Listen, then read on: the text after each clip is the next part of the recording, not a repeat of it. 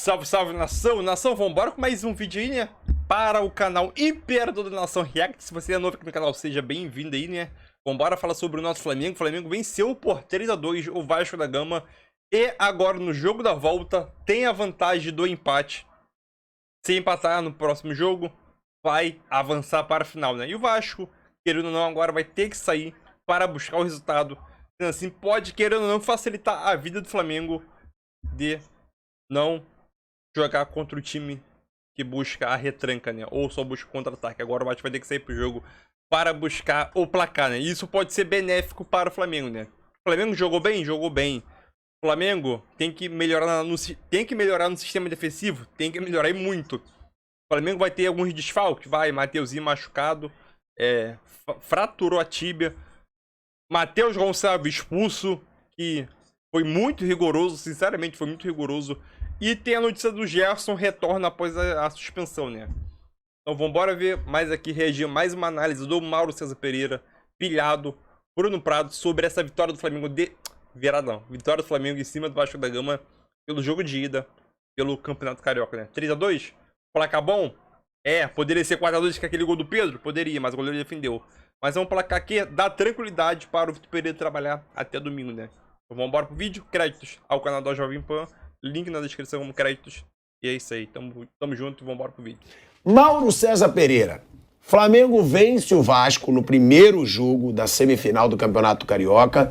Agora, ainda mostra problemas, né, Mauro? Principalmente defensivos. O Flamengo teve ali alguns problemas defensivos nesse jogo contra o Vasco. Mas minha forma de pensar, o principal ponto positivo, o Flamengo foi intenso o jogo inteiro. O Flamengo conseguiu atacar o jogo inteiro. O Flamengo conseguiu jogar o jogo inteiro. Não foi aquele Flamengo que ficou apático e cansado no segundo tempo, na minha opinião. E a Arrascaeta voltando a jogar o que ele pode jogar, né, Mauro? Primeiro assim, o jogo foi muito ruim, né, tecnicamente, né? Os gols, todos eles, assim, de falhas, algumas gravíssimas, né, dos dois lados, né? O primeiro gol, uma falha do Rodrigo Caio, dá um balão para dentro da própria área, né? O zagueiro do Vasco dando a bola pro Pedro.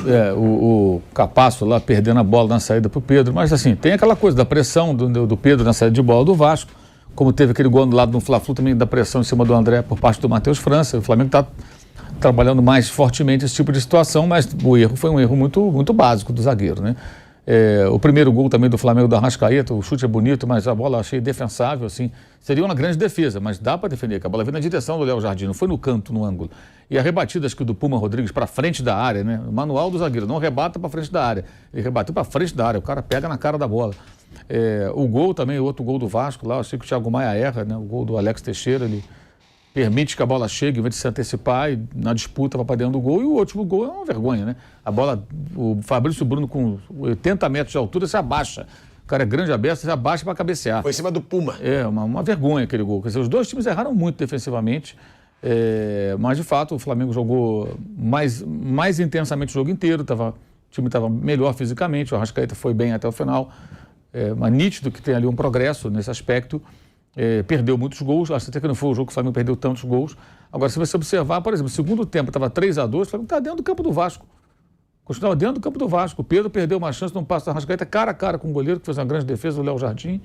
Então, assim, acho que foi uma partida ruim, com muitos erros defensivos, por isso muitos gols. Mas é isso, assim, as coisas vão aos poucos. É o que eu já falei aqui, é ilusão achar que de uma hora para outra o time vai funcionar perfeitamente, tanto um quanto o outro. Não vai ter nenhum defeito, pode ter uma melhor atuação defensiva, outra nem tanto. E esse trio de zagueiros está mudando muito, né? Agora, muita gente fala, não gosto de jogo com 3 zagueiros. Tá bom, o Flamengo tem um lateral hoje em condições de jogo. O Ayrton Lucas, porque o Felipe Luiz ainda está voltando de lesão, o Mateuzinho sofreu uma fratura ontem, vai ficar um tempo bom fora. O Varela está machucado.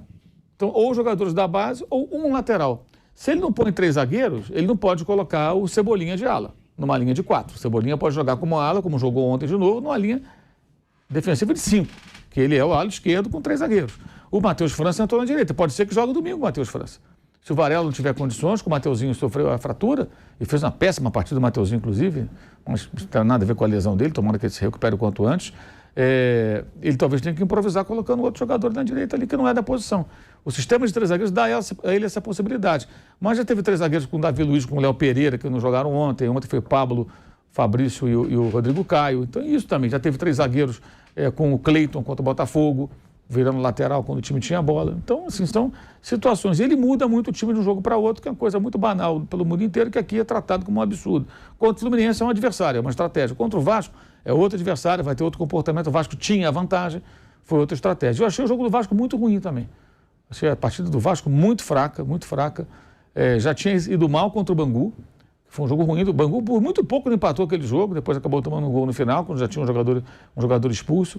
E achei ontem o jogo do Vasco um jogo bem fraco. Achei que o Flamengo foi melhor, mas não foi um jogo bom, não. Foi um jogo bem fraquinho, um jogo tecnicamente péssimo do ponto de vista defensivo, os dois times um desastre. Então, mas a defesa do Flamengo não assusta? Porque a defesa do Flamengo, desde o começo da temporada... Acho até que não. Contra o Del Valle, o time não sofreu. Contra o Fluminense mesmo, teve a jogada do primeiro gol. Depois o Fluminense não criou praticamente nada. O segundo gol foi um lance de muita sorte. Agora, Palmeiras, Al Hilal, Al Ahly... Mas no começo. Bem mal, mas é o começo, né? Estamos falando já de fevereiro, estamos já em março, chegando na metade do mês. O Arrascaeta não conseguia andar. Ontem já jogou melhor. Ontem acho que foi uma recaída. Acho que nos últimos jogos a defesa até se comportou melhor. Mas, assim, é um outro sistema de jogo. Esses problemas dos laterais... Ele revezando jogadores, trocando, até porque precisa fazer, né? Não tem jeito. Agora vai ter um pouco mais de tranquilidade para o jogo de domingo. O Vasco agora está obrigado a vencer. O jogo é 6 horas da tarde no domingo. E nesse momento, curiosamente, a coisa mudou, né? Quem está mais próximo da final pode mudar tudo no final de semana, né? É o Volta Redonda e o Flamengo. Há poucos dias era tudo, o Vasco está demais, o Fluminense, está Taça Guanabara. Mudou. Mudou. Sabe por quê? Porque esses campeonatos são pré-temporada, eles não valem tanto, as coisas mudam de uma hora para outra. Pode ser que segunda-feira seja completa, Vasco e Fluminense na final. Tudo pode acontecer. E entendo que, assim, ontem acho que houve um certo progresso. Acho que por parte do Flamengo, mas defensivamente o time foi muito mal. Um progresso em outros aspectos, né? E o Arrascaeta mais inteiro, mais em condição, muda bastante, né? O Pedro, uma presença de área, que o Flamengo não teve nos últimos jogos. O Gabigol, acho que se entregou muito, lutou muito, correu e tal, mas fez uma partida fraca também. E os dois perderam gols ali, que não dá pra perder. Especialmente o Pedro, aquela do Arrascaeta, que ele chuta, o goleiro defende, a bola que ele... Gabigol também, uma bola na linha da grande área, sumiu a bola de direita. Perna direita, que é um desastre, é cega, né? Impressionante. Enfim, mas assim, foi um jogo fraco. O jogo não foi bom, não. Achei que o Flamengo foi melhor que o Vasco. O que eu gostei mais foi 3-2, o time estava dentro do campo do Vasco. Ou seja, continuou atacando e aguentou fazer isso, né? Em jogos recentes, o time morria. Até a expulsão do Matheus Gonçalves. Que foi uma expulsão bem rigorosa. Primeiro cartão... Eu também achei. E o segundo, achei que ele esbarrou mais no peito foi o Piton, né? Aí, lógico, o jogador já esbarra a mão aqui na altura do ombro, aqui, o cara já põe a mão... Parece que arrancaram o olho, né? Sabe? Do cara. Põe a mão no rosto, se rola no chão todo e tal. O juiz um horror. Eu não sei qual foi o pior, o do fim de semana... Graziano? O do fim de semana, não, o de quarta-feira, que foi o Graziano, lá do Fla-Flu, né? Ou o de ontem. Cara, que coisa aquela arbitragem do Rio de Janeiro. Como eles são ruins. Ó, o Vitor Pereira, ele falou sobre o sistema defensivo ter sofrido mais nesse jogo que nos outros e sobre não ter visto ninguém melhor que o Flamengo nos últimos jogos. Vamos dar aí aspas pro Vitor Pereira. O Vasco cria-nos alguns problemas, essencialmente porque tem um atacante muito alto, tem um atacante que não é fácil controlar a primeira bola com ele, aposta muito na segunda bola, primeira bola no Pedro Raul e na segunda bola. Nos lançamentos laterais são uma equipa que aposta tudo também no arremesso lateral. E nós, numa transição, num contra-ataque deles de 6-3, permitimos o golo. Temos que retificar, temos que corrigir, mas só com o trabalho é que conseguimos fazê-lo. Vamos ter agora uns dias para trabalhar, mas seguir a mesma linha, às vezes mais consistentes, outras vezes para corrigir alguns pormenores, mas isto é o trabalho de uma equipa, isto é a evolução de uma equipa que está a precisar de resultados para acreditar naquilo que está a fazer. Mas tem dado provas de que entramos para dominar, entramos para pressionar, entramos para jogar, para propor o jogo. Isso deixa-me satisfeito. Os 4 últimos jogos do Flamengo são jogos que eu não vi adversário nenhum melhor que nós, no campo. No campo, não vi nenhum adversário, inclusivamente o Vasco, no outro jogo, melhor do que nós. Portanto, nós propusemos o jogo, nós criamos oportunidades de golo. O Vasco hoje, no lançamento de linha lateral, no arremesso lateral e num contra-ataque faz-nos 2 golos. Temos que retificar, mas continuar o nosso trabalho, acreditar no que estamos a fazer, que é o que eu sinto, e seguir em frente. Concorda, Mauro? Concorda, Flávio, Vanderlei, Bruno? Eu também, assim, O Fluminense eu achei que foi um pouco superior. Não achei, não. Primeiro tempo, o Flamengo foi bem melhor. O Fluminense foi em determinado momento. Mas não foi o segundo tempo todo, não. É que assim, a gente é muito condicionado pelo placar. Eu achei que o Fla-Flu foi equilibrado e achei que o Flamengo foi até mais dominante por mais tempo que o Fluminense. E no final do jogo, o Fluminense fez um gol no lance muito fortuito, que ninguém teve chance de gol ali, claro. Eu achei que no segundo tempo o Flamengo não jogou. O Fluminense, pelo menos, mas teve um momento bola, quando ele trocou, entrou ali o Mateusão, o Ayrton, o Cebolinha foi jogar no ataque, o Flamengo conseguiu ficar um bom tempo lá atacando o Fluminense, teve várias jogadas de bola parada, o Fluminense parou de atacar. No fim, o Diniz mexe no time, põe mais um ataque, põe 2 atacantes logo, aí enche a área do Flamengo e vai para a abafa. E aí surge o gol. Surge o gol, que é um gol assim, do abafa mesmo, que chute torto, sobrou, chutou, caixa, 2-1 e foi embora. Primeiro gol não, uma jogada bem tramada. Não acho que houve assim, uma supremacia. O próprio jogo do Vasco, o gol do Pulmão Rodrigues é uma bola que ele chuta porque não tinha o que fazer. O Cebolinha está chegando, ele chuta e acerta, o Santos falha. Até perde a posição para outro jogo. Ontem ele voltou. Agora, também o Flamengo não foi assim uma maravilha, né? Foi muito superior, então, nada disso. Não teve isso também, que também eu acho que não vai acontecer num curto espaço de tempo, né? A grande coisa, a gente fica se repetindo aqui, as pessoas acham que de um jogo para outro, de um jogo para 2 jogos, o time vai estar uma máquina e tudo, mas não vai. E tem vários problemas. Né? Ontem o Vidal, por exemplo, tem uma atuação sofrível. Por que escala o Vidal? Gente, o Vidal é um jogador internacional, um jogador de muito currículo, que o Flamengo contratou, não foi o Vitor Pereira. Chegou antes. O cara está no elenco, ele vai ter que jogar em algum momento. Ele perdeu a bola do segundo gol. Foi ele que perde a bola, uma dividida lá na intermediária ofensiva, o Flamengo muito mal aceita ali a jogada do contra-ataque, o Vasco fala, aproveita e faz o gol. Então, assim, só tem um lateral agora. Aí o cara tem 3, eu não quero 3 zagueiros, eu não gosto, eu torcedor assim, né? Eu não gosto de 3 zagueiros. Sim, mas só tem um lateral, como é que você quer montar o time? É uma saída que o cara está encontrando, gente. E é bom ter um time que saiba jogar de diferentes maneiras. Se ele tiver um time que jogue linha de 4, 3 zagueiros, linha de 5, melhor. Ele tem diversidade para moldar a equipe de acordo com a necessidade. E ontem eu vi muito também a história, perguntaram na coletiva, não sei se a gente tem aí, sobre o X9, né? Sobre o vazamento. A gente vai mostrar. Que é um ponto também que eu acho que é bem interessante, eu acho que é uma discussão interessante que envolve a nossa profissão e tem muita gente confundindo um pouco, não entendendo muito, até por conveniência própria, sabe? O papel do jornalista e a relevância do vazamento de informações em quaisquer áreas. Eu vou mostrar a declaração dele, Mauro, aí você já fala, porque o Vitor Pereira atacou realmente esse vazamento de informações. A gente vai passar também pro Vanderlei, pro Flávio, pro Bruno. E eu concordo, porque isso já é problema no Flamengo há muito tempo. Sim. Há muito tempo. E eu conversava muito com os jogadores, até na época ali do Jorge Jesus. E eles queriam saber quem era o X9. Eles ficavam loucos. Eles falavam, cara, quem tá vazando? E isso é um problema que eu acho que tem mais no Flamengo do que em outros clubes. Eu não vejo isso em clube nenhum. E tem muito clube importante nenhum. E realmente está incomodando o Vitor Pereira. O Vitor Pereira chutou o balde agora sobre o X9, né? Como que vazam as escalações do Vitor Pereira.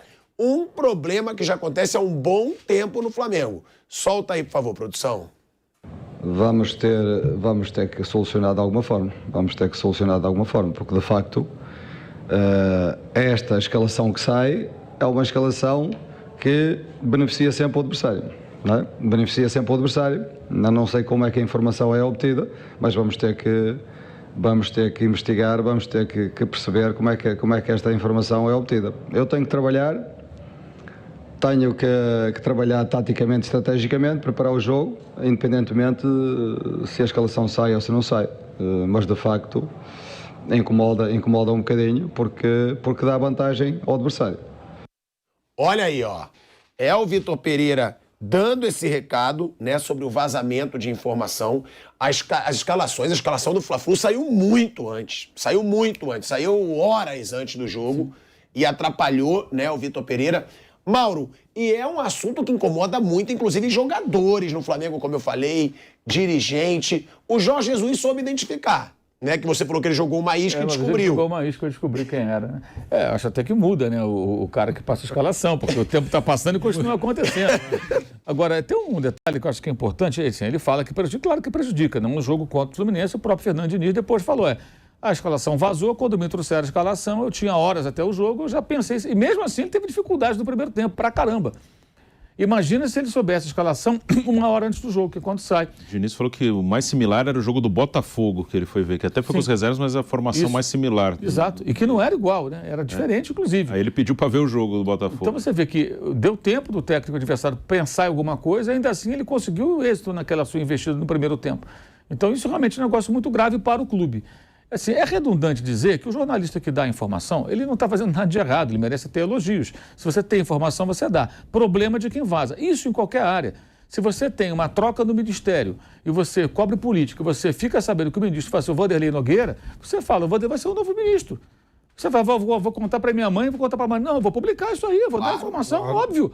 Ah, mas atrapalha o governo. Problema do governo que deixou vazar, amigo. Você que guarda seu segredo a 7 chaves. Eu não tenho nada com isso. Eu tenho que fazer o meu papel. Eu confio na fonte, informação é quente, eu vou dar informação. Isso é discutível, é bobagem discutir isso. Agora tem um outro lado que também eu acho que é relevante jornalisticamente, que é o quê? Um clube grande com faturamento de 1 bi 200, 1 bi 300 e que não consegue se organizar e permite que o vazamento continue acontecendo. Quando isso ocorre no mundo corporativo, empresarial, das grandes organizações, isso é notícia. Eu até escrevi lá no meu blog, a Apple teve problemas de vazamento, agora, no ano passado, sérios, sobre produtos novos que ela estava preparando e que foram vazados antes até de terminar a fase de testes. A Samsung chegou a advertir seus parceiros que não é tolerar vazamentos. A HP teve antes um cara que era do conselho de administração há 20 anos e o cara vazava informações confidenciais para a imprensa. A imprensa que cobre a área de tecnologia, né, gente? Para quem não sabe, tem gente que cobre essa área. Você falar, o novo iPhone, não sei o quê, vai se fazer isso, vai virar cambalhota, não sei o quê, vai ter uma câmera, isso é notícia. Mas a empresa não quer que isso seja revelado, porque os concorrentes não podem saber, quando isso é segredo interno, né? E isso também acontece na esfera governamental. De repente, o ministro, o secretário de Estado, alguém tem um plano, uma obra, uma mudança na política econômica e tudo. Quando isso vaza antes de ser colocado em prática ou apresentado para uma aprovação, isso evidentemente atrapalha. A oposição se arma quando ela não quer... Mexe né? com a bolsa. Mexe com os assuntos. Isso tem efeitos colaterais. Então, isso também é notícia. Não se trata de ir contra o jornalista que que publica informação vazada. Não, em qualquer área. Mas também é notícia. Pô, como é que a Apple permite isso? O que está acontecendo com a Samsung? Por que a HP tem um cara lá dentro que há 20 anos e o cara vazava informação? É óbvio, também no futebol. Pô, o Flamengo, com todo o seu tamanho, faturamento, não consegue brecar um vazamento de escalação, porque isso dentro do seu universo, claro que é uma coisa muito menor do que questões como essas que eu citei, que tem impacto muito maior, muito mais gente, e, inclusive, como o Flávio lembrou, até em questão de bolsa de valores, que envolve os investimentos das pessoas, das empresas. Mas dentro desse micro-universo do futebol aqui, digamos assim, isso também é relevante. Então é isso aí, nação. Mais um vídeo aqui para o canal, né? Já vai deixando o seu like aí já para ajudar o canal do amiguinho. Deixa o seu like é bastante importante.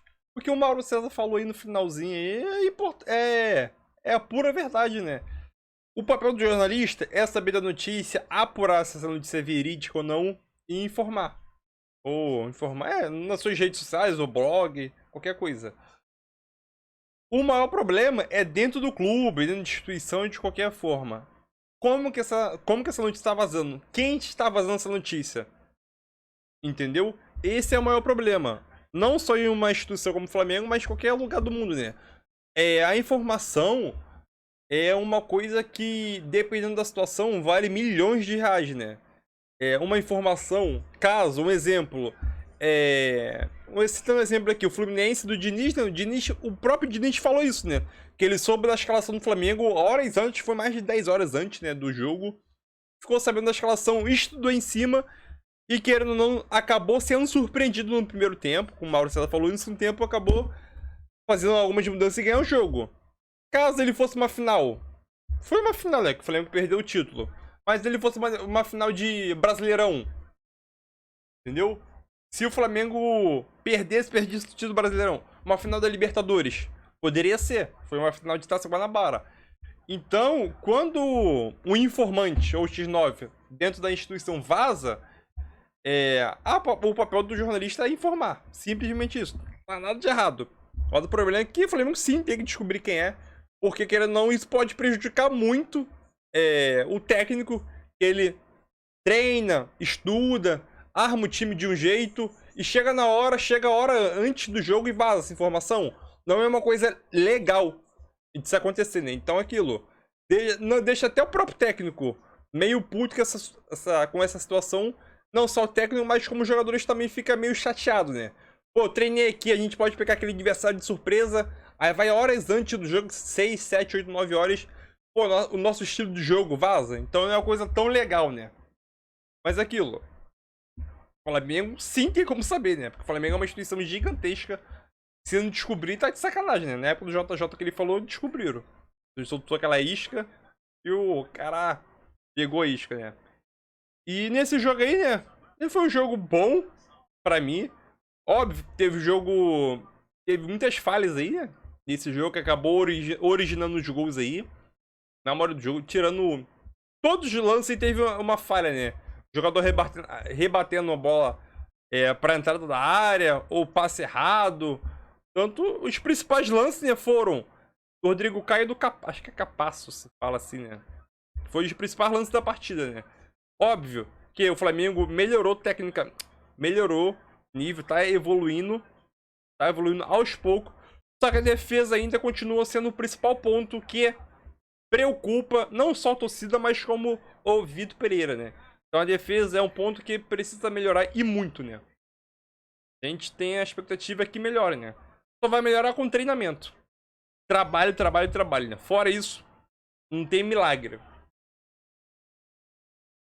Tamo junto, deixe seu like, a sua inscrição. Se você for novo aqui no canal, seja bem-vindo. E é isso aí. 3-2 do Flamengo. O Flamengo tem a vantagem do empate no jogo da volta. E o Flamengo empatando avança para a final do Carioca, né? Então, VPT uma semana agora, praticamente 6 dias de treinamento aí, né? Que é a primeira vez da vida dele aqui no Flamengo. E vamos ver o que ele consegue implementar para o Flamengo jogar no domingo, né? Ele pode fazer no time aí. E esse aí tem lesões também, né? Desfalco, Gerson volta, Mateuzinho, Varela e Wesley em fase de transição, né? Estão voltando a treinar ainda, de acordo com o Fernando Casagrande. E é isso aí. Tamo junto, até lá.